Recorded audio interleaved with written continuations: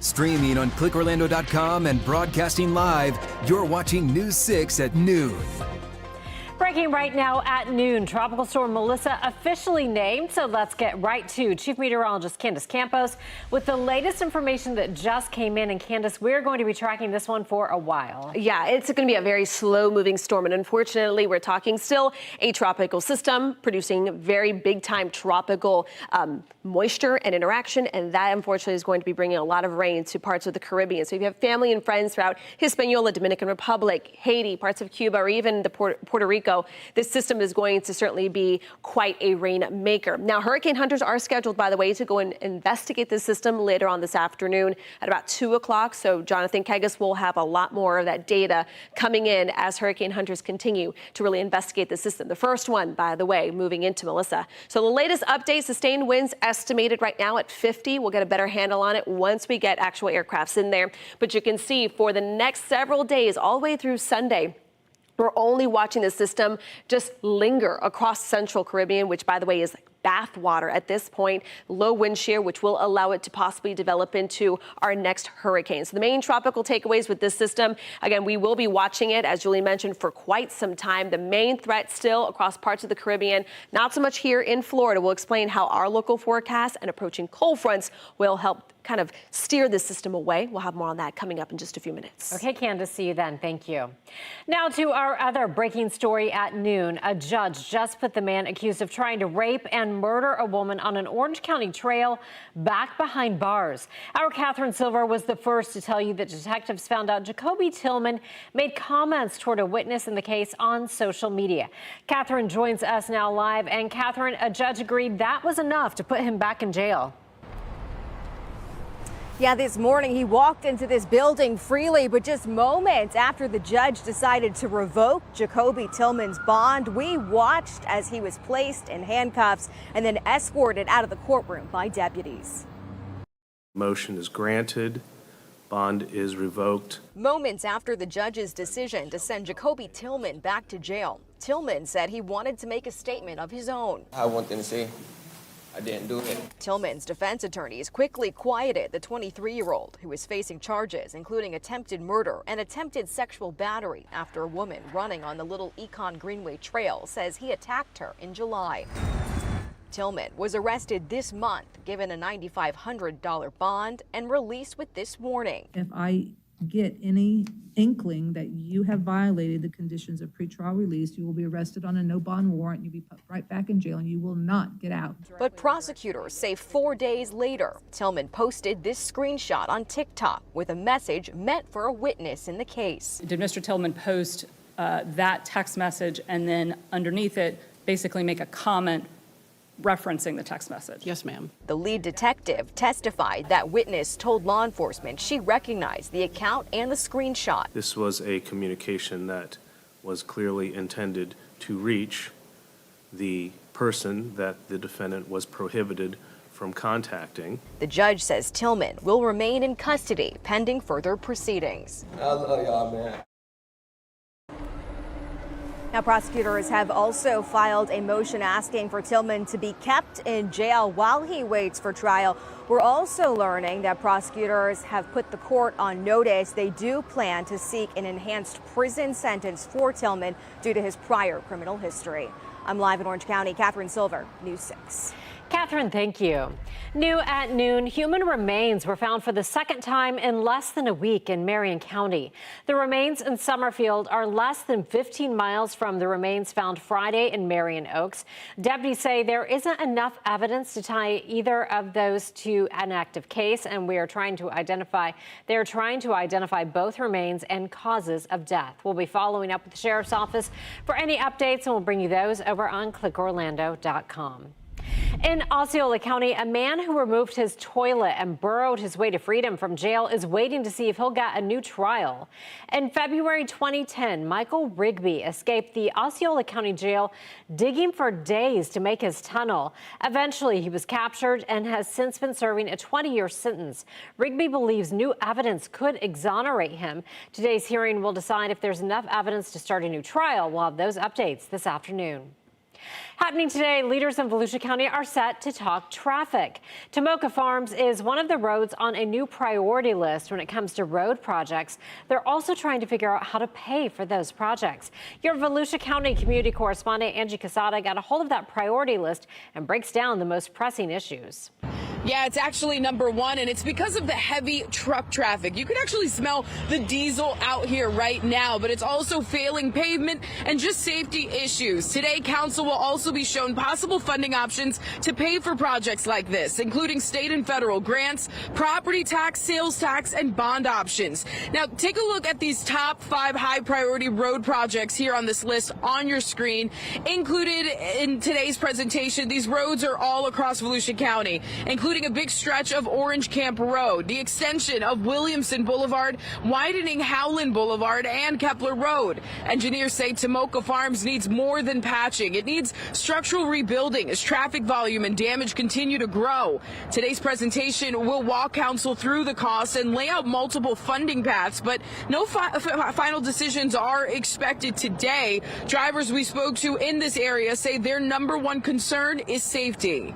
Well, like anything big around here, you're going to find that it's going to put some hiccups in the everyday commute. But other than that, I mean, we're used to it. Anything that makes it better, makes it safer, it's good in my book. Of course, we'll be tracking how council responds to the cost breakdown and funding discussion today and what that could mean for drivers moving forward. Reporting in Daytona Beach, I'm your Volusia County community correspondent, Angie Casada, News 6. Those living on the street in Kissimmee feel more needs to be done to help. The city is soon expected to accept a $200,000 grant from the Department of Children and Families, which should bring some relief. Your Kissimmee community correspondent Stephanie Rodriguez tells us how this grant will help. The grant will fund a pilot program to address homelessness here in Kissimmee, which has become a focus for a lot of cities in Florida since the state's public camping ban went into effect. While money is on the way to help people experiencing homelessness in Kissimmee, some feel it's long overdue. I'm not really sure that they are. I mean, everybody lives in the woods. And I mean, it's nothing, great. I don't feel like they're helping. The city expects this grant will give them more manpower to address homelessness. It will create a community engagement unit pilot program designed to assist people in difficult, high-risk situations like Muhammad. I'm not a young man, okay? And Timothy, who has to move from place to place due to the state's public camping ban prohibiting sleeping and camping on public property. Everybody's homeless. Ain't nowhere to go. How hard is that? That's real hard. You see it right now. What can I do? Not much. Ride around with a big bag on my leg. Kissimmee's pilot program will have a homeless service coordinator, law enforcement, a mental health provider, and engage with local agencies to try to divert people from the criminal justice system to stable housing. What could they do better? I mean, they build all these apartments and stuff around here, and most of them are empty. How come ain't nobody living in them? Somebody could be. What's your message to city leaders? Help us. Put us inside. Kissimmee is set to accept the grant during tonight's City Commission meeting. I have reached out to the city for more information on the pilot program. I'm your Kissimmee community correspondent, Stephanie Rodriguez, News 6. If you've ever looked at your TV and just wished that it were up on the wall, but thought to yourself, that's kind of impossible, it's not. We're going to show you how with a special guest. I'm Eric Von Eyck, and getting results at home coming up. Here's a live look from our Mount Dora camera, looking so beautiful out there. A lot of sunshine on this Tuesday afternoon. You're watching News 6 at noon. We'll be right back. Introducing the new $25 million Gold Rush Multiplier Scratch-Off from the Florida Lottery.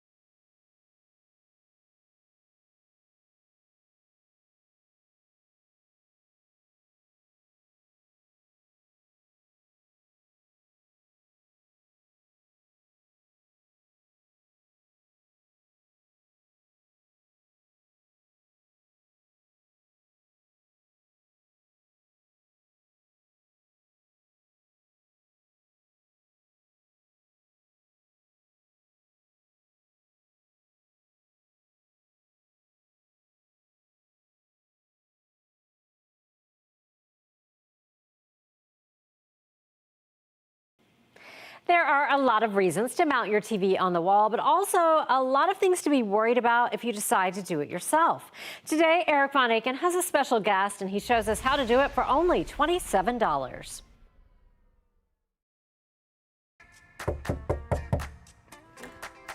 Well, look who it is. It's News 6's Julie Broughton. Eric Von Aken, you brought your level. We're getting results at your home today. All my dreams are coming true. Aha. I think I see what we're doing today. So you want us to take this and put it right here. You're so good at this, yes. Well, we haven't done it yet. I don't know. Yes, but you know, there are lots of moving parts.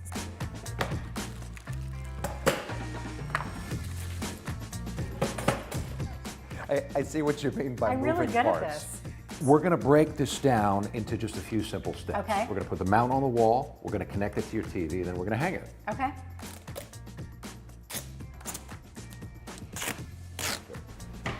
So this is a good start. Julie gave us a pretty good indication of where she would like her TV to end up on the wall. Now what we have to do is find the studs inside the wall. These are the 2x4s that run the length of the entire wall. How do we find them? Using something like this. This is called a stud finder, and it's kind of awesome. It finds the stud inside your wall, so you know exactly where to put the bolt, and then you have a really solid anchor, kind of like Julie. What I like to do before I put the mounting bracket on the wall is check where the hangers end up sitting on the back of your TV.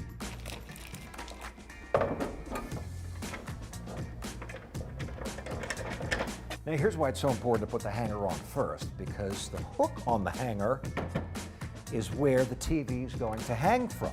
So if you measure from the hook to the top of the TV, you'll know exactly at what height to position your hanger so your TV ends up in the right place on the wall.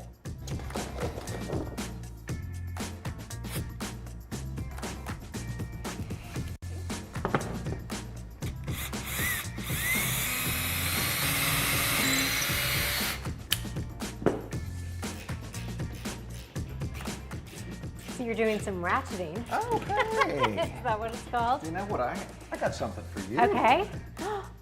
Okay. Go for it. Oh my gosh, I'm doing it. Julie Broughton is getting her own results That's at right. home. I told you you could do it.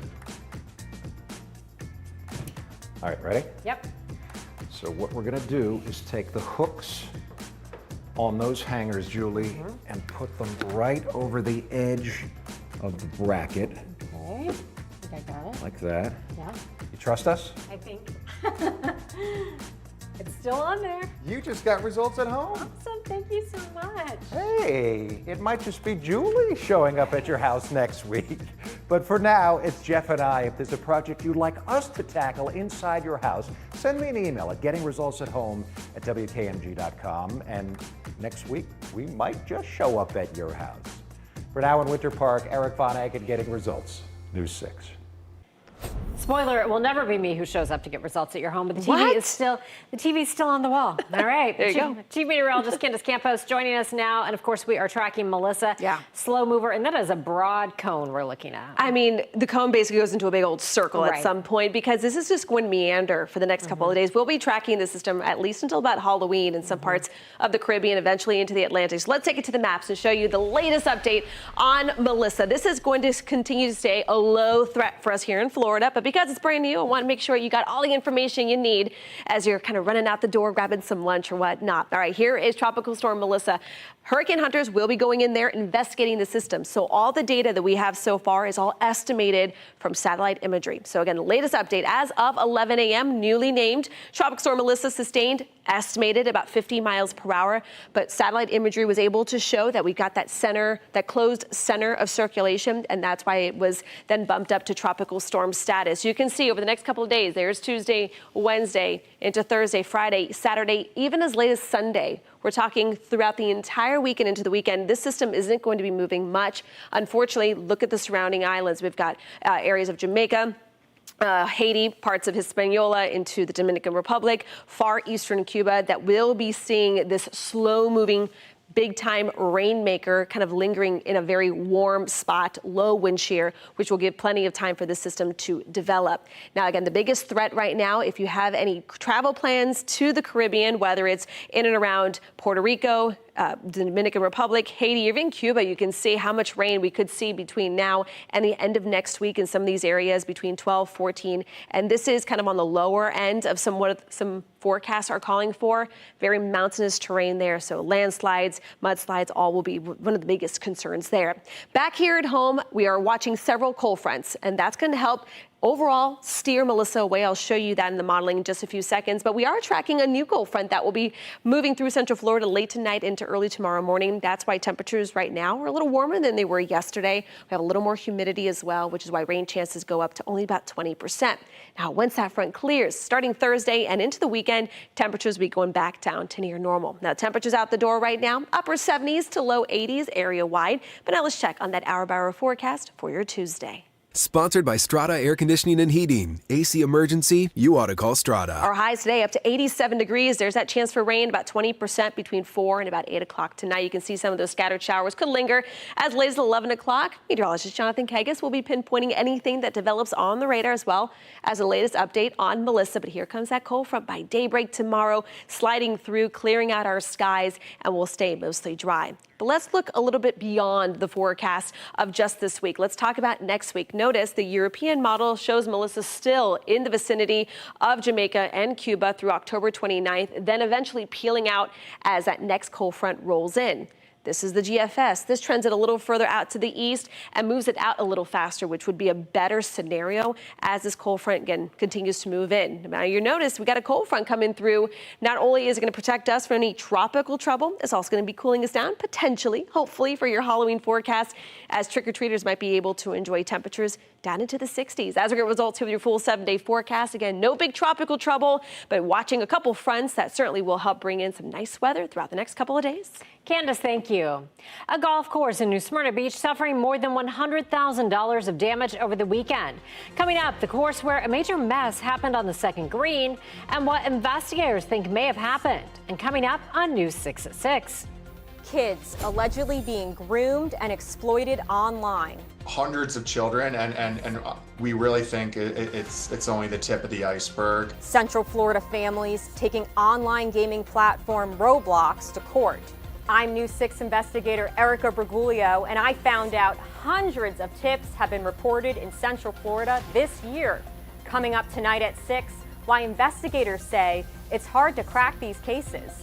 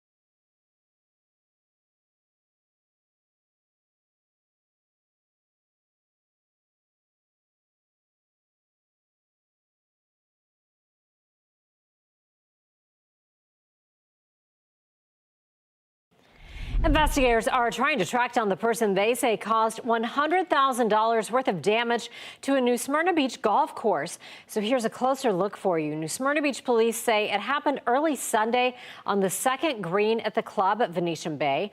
According to police, a car drove across the green, causing the mess. Investigators are working with course management to find out who did this. If you have any information, you are asked to call the police. Check out our all-new primetime lineup on News 6 Plus. Matt and Ginger have a new take on the day's news on News 6 tonight. That's at 9. Go in depth as we track the tropics and answer your weather questions with meteorologist Jonathan Kagas at 9:30. Then watch the late news an hour earlier. It's all tonight on News 6 Plus. Download our streaming app for free. Search WKMG in your smart TV's app store. It's also available on Roku, Apple TV, and Fire TV. Here's a live look out by the Orlando International Airport from our Light Orlando Delivering Hope Together camera. You're watching News 6 at noon. We will be right back.